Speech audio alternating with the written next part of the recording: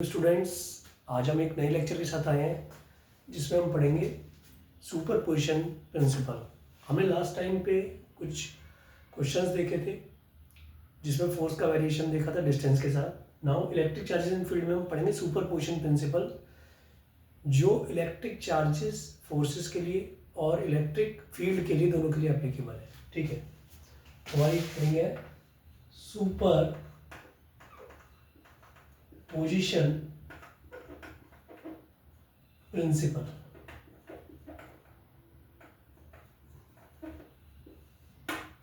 which states when number of charges are interacting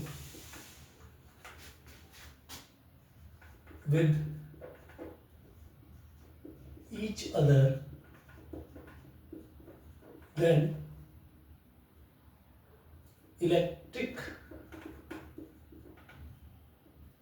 electrostatic force on a given charge is the vector sum of all forces exerted by other charges। देखिए इसका मतलब क्या है। For example, एक space में बहुत सारे charge रखे हुए हैं और उसके बारे में हमने पढ़ा कि एक चार्ज है Q1 और एक चार्ज है Q2। उनके बीच में फोर्स काम करता है जिसे हम कहते हैं F = K(Q1Q2)/r²। आपने दो चार्ज की कहानी पढ़ रखी है और उसका वेरिएशन भी देख रखा है, उसका फॉर्मूला भी देख रखा है, उसकी वेक्टर फॉर्म भी देख रखी है। अब इस बात की कोई गारंटी नहीं है कि और चार्ज नहीं हो सकते। अब वहाँ पर एक चार्ज के अलावा जो अदर चार्जेस हैं उनके पेयर भी रखे हुए हैं, मतलब Q1 Q2 तो पहले से थे, उनके बीच में फोर्स काम कर रहा है, पर वहाँ Q2 भी है, Q3 भी है और Q4 भी है। तो Q1 को मैंने कहा कि मुझे Q1 पे फोर्स निकालना है ड्यू टू Q2, तो आपने कह दिया ये एक फोर्स है F। Q2 ने Q1 पे जो फोर्स लगाया उसे हमने फोर्स कह दिया F1। फॉर एग्जाम्पल, उधर Q3 भी रखा था, उसने कहा मुझे भी F1 पे फोर्स लगाना है, तो मैंने उसको F2 कह दिया। एक चार्ज Q4 रखा था, उसने भी Q1 पे फोर्स लगा दिया, उसे मैंने F3 कह दिया। तो I mean to say the total force due to other charges on a given charge is the vector sum. यानी मैं कह सकता हूँ ये F1 plus F2 plus F3, अगर आपके नंबर ऑफ चार्जेस कितने रखे हो Fn। ठीक, अब ये समझते हैं। For example, there is a axis system x and y। ठीक, एक चार्ज है आपका Q2 और एक चार्ज है Q3। ये R2 डिस्टेंस पे है और ये R3 डिस्टेंस पे है। ठीक है, और एक चार्ज है यहाँ पे Q1 जो आपका R1 डिस्टेंस पे है। ठीक है, अब इनके बीच में एक फोर्स काम किया जिसको मैंने दिखा दिया F1 से, और इनके बीच में एक फोर्स काम किया उसको मैंने दिखा दिया F2 से। ठीक, और ये जो फोर्स है ये F2 हो गया, ये F1 हो गया, ये डिस्टेंस R2 हो गई, ये R3 हो गई, ये R1 हो गई, और इसके बीच में डिस्टेंस आप ले सकते हैं R13 और ये R12। ठीक है, ये इनके बीच की डिस्प्लेसमेंट है जिसे हम कहते हैं these are the position vector displacement vector concept, कि यहाँ से लेके यहाँ तक की इसकी पोजीशन है R3, यहाँ से यहाँ तक इसकी पोजीशन है R2, इन दोनों के बीच में एक डिस्प्लेसमेंट वेक्टर आया R12, ये आया R13, और यहाँ पर एक वो चार्जेस जिस पे हमें फोर्स निकालने हैं Q2 के कारण और Q3 के कारण, and so on, number of charges can be there. तो मैं ये कहना चाह रहा हूँ जो टोटल फोर्स है, मान लीजिए मैंने कह दिया ये टोटल फोर्स है, दिस इज एफ, जो उसका रिजल्टेंट भी है, इन सबका रिजल्टेंट एफ है जो F1 प्लस F2 का सम दिखा रहा है, अगर ये नंबर ऑफ चार्जेस होते तो यहाँ Fn आता। तो ये कह रहा है कि अगर total force on a given charge is the vector sum of all other charges they are interacting with each other, मतलब विच स्टेट्स, ये आपका जो सुपरपोजिशन प्रिंसिपल क्या कहता है, when number of charges are interacting with each other, अगर बहुत सारी चार्ज इंटरेक्ट हो रहे हैं एक दूसरे के साथ, तो अगर आपको इलेक्ट्रोस्टैटिक फोर्स निकालना है किसी गिवन चार्ज पर, मान लीजिए गिवन चार्ज है आपका Q1, तो is the vector sum of all forces exerted by other charges, यानी जो गिवन चार्जेस है वो उस पर कितना फोर्स लगा रहे हैं उनका सबका ये इंडिविजुअल वेक्टर सम होगा। अब अगर मुझे डेरिवेशन करना है, ये डेरिवेशन एक बार पूछा भी गया है, तो मैं F1 F2 F3 की वैल्यू निकाल के उसे सीरीज ऐड कर दूं, ठीक है। तो हम पहले F का फॉर्मूला देखते हैं। F का फॉर्मूला होता है K Q1 Q2 by R square into R cap, ये इसकी वेक्टर फॉर्म होती है, मतलब हम इसे लिख सकते हैं 1/4 pi epsilon naught Q1 Q2 by R square R cap, ठीक। अब मैं इसको यहाँ पर अप्लाई करता हूँ Q1 Q2 के बीच में, तो ये हो जाएगा F12 R12 R12 कैप, ठीक। अगर मैं इसको इन दोनों के बीच में अप्लाई करता हूँ तो ये क्या जाएगा F13 1/4 pi epsilon naught Q1 Q3 R13 square R13 cap. अगर मैं इसे n के लिए लिखूँ तो I can write 1/4 pi epsilon naught Q1 Qn R1n square R1 cap 1n cap. As per this equation मैं इनका सम कर सकता हूँ, सम करूँगा तो 1/4 पाई एप्सिलॉन कॉमन आ गया और Q1 भी कॉमन आ गया, अंदर क्या बचेगा Q2 R12 square R12 cap, Q3 R13 cap upon R13 square और Qn by R1n square R1n cap, ठीक है। ये सब वेक्टर फॉर्म में थे तो मैंने यहाँ वेक्टर लगा दिया, ये भी सब वेक्टर के लिए ट्रू है, तो ये भी वेक्टर आपका आ जाएगा। ये समझ में आया आपको? मैंने कहा जब भी बहुत सारे चार्जेस आपस में इंटरेक्ट होते हैं तो किसी भी गिवन चार्ज के लिए जो टोटल फोर्स होता है वो उनका वेक्टर सम होता है, ठीक। तो बेटा जो F है वो क्या हो गया Q1/4 पाई एप्सिलॉन नॉट, और सीरीज हमने ऐड कर दी, एक तरह की सीरीज बन गई, और सीरीज को मैथमेटिक्स की टर्म्स में समीशन भी कह सकते हैं, समीशन की फॉर्म में लिख सकते हैं। तो हम कह सकते हैं F इजिकल टू जाएगा आपका Q1/4 pi epsilon not I 1 से लेके n QI bye R1I cap. देखिए अगर सीरीज को अगर आप खोलते हैं यहाँ I की वैल्यू अगर हम लिखते हैं, I यहाँ 1 से ना शुरू होकर 2 से शुरू होगा, क्योंकि 1 तो ऑलरेडी है, यहाँ पे 1 तो कॉमन है, 1 is the part of all forces, 1 तो सभी के लिए कॉमन है, लेकिन 2 नहीं था, तो मैंने 2 से सीरीज को शुरू किया है। अगर I की वैल्यू आप खोलते हैं सीरीज में 2 रखते हैं, 3 रखते हैं एंड सो ऑन, तो सारे चार्जेस आपके आ जाएंगे और ये टोटल फोर्स आपका निकल के आ जाएगा। अब इसे आप अगर आपको पता है जो वेक्टर होता है, यूनिट वेक्टर होता है वेक्टर डिवाइड बाय मॉड, तो इसे आपको ऐसे भी लिख सकते हैं आप, लिखा मिलेगा भी, एनसीईआरटी में भी देख सकते हैं आपको। तो ये मान लीजिए Q1 है और ये QI है और ये R1I square R1I cap divide by R1 minus RI, R1 minus RI, ये तो वेक्टर फॉर्म में हो गया, और नीचे उसका मॉड, ठीक है। और नीचे आप देख रहे हैं बेटा ये जो आपकी डिस्टेंस लिखी हुई है, इसे भी आप R1 माइनस RI का स्क्वायर लिख सकते हैं, मतलब डिस्टेंस, देखिए मॉड और डिस्टेंस सेम होती है। तो मैं ये कहना चाह रहा हूँ नीचे जो आपकी टर्म आएगी, जैसे Q1/4 pi epsilon not QI, तो बेटा R1 minus RI divide by R1 minus RI cube. ये नीचे ये क्यूब में क्यों आ गया बेटा? एक तो स्क्वायर था, एक अपने वेक्टर को ओपन किया तो vector divide by mod, mod और डिस्टेंस सेम होते हैं, पहले से डिस्टेंस का स्क्वायर था, एक मॉड और आ गया, नीचे क्या आ गया? क्यूब आ गया। तो ये आपकी प्रेजेंटेशन हो सकती है किसी भी सुपरपोजिशन को शो करने की जहाँ पे number of forces are interacting. Superposition एक बार और कहते हैं, क्या कहते हैं? Which states that when number of charges are interacting with each other, then electrostatic force or a given charge is the vector sum of all forces exerted by other charges on it.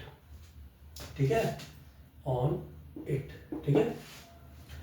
तो ये आप देखिए, इसका screenshot लीजिए, इसे समझिए। इसके बाद में इसका एक ऐसा क्वेश्चन लूँगा जिससे आपको थोड़ा सा वेक्टर सम के क्वेश्चंस शेप वाइज आपको करने आए। थोड़ा सा देखिए इसको।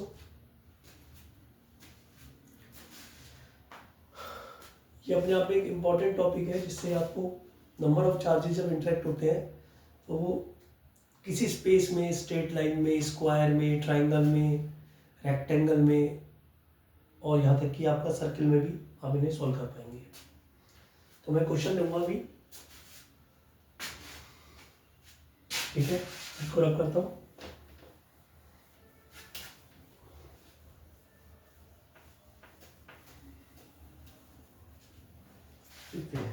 देखिए क्वेश्चन लेते हैं। Charges plus 5 microcoulomb plus 10 microcoulomb minus 10 microcoulomb are placed at the vertices of equilateral triangle of side 5 centimeter. Determine the total force exerted on the charge A। ठीक है, ये आपका क्वेश्चन है। देखते हैं, देखिए ऐसे क्वेश्चन कैसे करते हैं। सबसे पहले हम ट्राइंगल बनाते हैं। एक ट्राइंगल में ये आपका A हो गया, ये B और ये एक C। यहाँ पे कितना चार्ज रखा है? 5 माइक्रोकूलम। यहाँ पे रखा है 10 माइक्रोकूलम और यहाँ पे रखा है माइनस के 10 माइक्रोकूलम। इसे कह सकते हैं Q1, इसको कह सकते हैं Q2 और इसको कह सकते हैं आप Q3। सारी साइड्स आपकी 5 सेंटीमीटर है, ठीक है। अब देखिए कुछ चीज़ों को आपको डायरेक्शन का खेल है, यहाँ पे कंसेप्ट को समझना है। देखिए हमें ए पे फोर्स निकालना है। अब देखिए ये दो चार्ज है, Q1 Q2 वाली सिचुएशन बन गई, डिस्टेंस दी गई है, इन दोनों के बीच में फोर्स लगेगा। वो फोर्स कैसा होगा? अट्रैक्टिव होगा या रिपल्सिव होगा? दोनों चार्जेस प्लस के हैं तो ये आपका रिपल्सिव होगा। तो मैंने एक फोर्स ये मान लिया, ये आपका क्या हो गया? F1 away. ये इसको अवे रिपेल कर रहा है। एक चार्ज यहाँ रखा है -10, एक चार्ज यहाँ रखा है प्लस का 5। इन दोनों के बीच में फोर्स कैसा लगेगा? वो अट्रैक्शन वाला फोर्स लगेगा, क्योंकि एक प्लस का और एक माइनस का, उनके बीच में फोर्स लग गया F2। तो बेटा इनका जो नेट फोर्स आएगा, मैंने आपको पहले ही बताया, कहीं इस पूरी फिजिक्स में यहाँ पे भी हम नेट फोर्स निकालते हैं, वो रिजल्टेंट कंसेप्ट से निकालते हैं। और जब आप रिजल्टेंट कंसेप्ट से निकालते हैं तो इसमें ये ध्यान देंगे कि आपका जो भी फोर्स आपका लगेगा वो आपको कहीं ना कहीं एक parallelogram law of vector addition को बताएगा। यानी मैं कह सकता हूँ एक फोर्स आपका F1 लग गया, एक फोर्स आपका F2 लग गया, रिजल्टेंट आपका क्या लग गया? F। तो रिजल्टेंट जो है अपने डायगोनल है किसका? पैरेललोग्राम का। अगर मुझे F निकालना है तो मुझे F1 पता होना चाहिए और F2 पता होना चाहिए। और उसके लिए मैंने आपको बताया था, आपको पता होना चाहिए triangle law of vector addition या parallelogram law of vector addition. सबसे पहले मैं बात करता हूँ किसकी? F1 की। F1 किसके बीच में काम कर रहा है? 10 माइक्रोकूलम और 5 माइक्रोकूलम के बीच में। फॉर्मूला लिखते हैं। अब मैं इसको K पुट करूँगा, Q1 Q2 by R square. बेटा F1 K को लिख दिया 9 × 10 की पावर 9, Q1 लिख दिया 10, Q2 लिख दिया 10 और 5 माइक्रोकूलम है तो -6 इंटू, देखिए Q1 आपका है 5 microcoulomb, 5 × 10 to the power -6 coulomb microcoulomb में कन्वर्ट कर लिया। Q2 है 10 microcoulomb, 10 × 10 to the power -6। Q3 है माइनस के 10 माइक्रोकूलम यानी 10 × 10 to the power -, divide by distance बेटा दिया है 5 सेंटीमीटर, जिसे हम लिखते हैं 0.05 मीटर। ठीक है, अब मैं F1 सॉल्व करता हूँ, तो बेटा हो जाएगा 9 into 5 into 10 to the power 9 minus 12 plus 1 हो जाएगा 5 into 5 into 10 to the power, ये ऊपर जाके 10 टू दी पावर 4 ऊपर बढ़ गया, एक 5 से एक आपका 5 कट गया, ठीक है। अब अगर हम बात करते हैं तो ये 9/5 इंटू 10 टू दी पावर, ये आपका हो गया माइनस के 3 प्लस 5 यानी 900 डिवाइड बाई 5 यानी आपका F1 आ गया 180 न्यूटन। और इसकी डायरेक्शन क्या होगी, B2A। ये डिग्री बहुत जरूरी है। देखिए हम पूरे इस चैप्टर में ना कभी भी चार्ज के साइन नहीं लेते, चार्ज के साइन ना लेके डायरेक्शन लेते हैं फोर्स की। सिमिलरली अगर मैं F2 लिखता हूँ तो मैं F2 निकालूंगा ही नहीं, क्योंकि मेरे पे चार्ज के जो मैग्नीट्यूड है वो सेम है, डायरेक्शन चेंज आएगी वो बात अलग है। लेकिन देखिए यहाँ भी 5 है और यहाँ 10 है, बट माइनस का है, उसकी डायरेक्शन क्या हो जाएगी, अगर मैं जो निकालूंगा वो A से B की तरफ हो जाएगी, ये B से, अच्छा यहाँ पे हमने C माना था ना बेटा, तो हो जाएगी A से C की तरफ। लेकिन अगर आप निकालते हैं तो वो यही फॉर्मूला आएगा कि Q1 Q2 by R square. जब आप F2 निकालेंगे वो भी कितना आ जाएगा, 180 न्यूटन। और अगर हम ध्यान से देखें तो F1 F2 आपका क्या गया, F। अब आपको रिजल्टेंट फोर्स निकालना है। रिजल्टेंट फोर्स कैसे निकालते हैं, A का स्क्वायर प्लस B का square plus 2A1 A2 cos theta. और कॉस थीटा कितना हो जाएगा बेटा, क्योंकि आपका इक्विलेटरल ट्रायंगल है, ये पूरा एंगल 120 डिग्री हो जाएगा। तो ये 60 और ये 60, ये कितना होना पड़ेगा, 120। तो बेटा F1 स्क्वायर कितना है, F स्क्वायर। मैंने F1 F2 को क्या मान लिया बेटा, F मान रखा है। F1 F2 दोनों ही 180 के है, तो 2F इंटू एफ कॉस 120 होता है बेटा माइनस के 1/2। हम एक लेक्चर में इनकी कॉस की सभी वैल्यू लर्न कर लेंगे। तो बेटा कॉस 120 होता है माइनस के 1/2। तो बेटा F इजिकल टू जाएगा अंडर रूट 2F स्क्वायर, 2 से 2 गया, F स्क्वायर किसका, माइनस का। तो F बराबर क्या हो जाएगा बेटा, 2F square minus F square यानी F, इसको मैंने F डैश कह देता हूँ, ये F डैश है आपका। तो F डैश आपको कितना आ गया, F न्यूटन यानी 180 न्यूटन। ठीक, हमने इसमें मैग्नीट्यूड की बात करी है, डायरेक्शन की बात भी हम करेंगे। फिलहाल हमने देखा कि आपको जब भी किसी पर्टिकुलर चार्ज पे फोर्स निकालना हो तो आप उस पर लगने वाले सारी फोर्सेस को सम कर दीजिए। मैंने यहाँ भी सम किया, वो सम किस फॉर्म में हुआ आपका, triangle law of vector addition या parallelogram law of vector addition से। आप इसे देखिएगा, बहुत अच्छा क्वेश्चन है। ऐसे ही क्वेश्चनों में हम आगे बढ़ेंगे, ऐसे आपके बहुत सारे क्वेश्चन पूछे गए। देखिए इसको फोकस कीजिए। अब हम इसके बाद इलेक्ट्रिक फील्ड के सुपरपोजिशन प्रिंसिपल के साथ या कुछ डिफरेंट क्वेश्चंस के साथ मिलेंगे। ठीक है, ओके।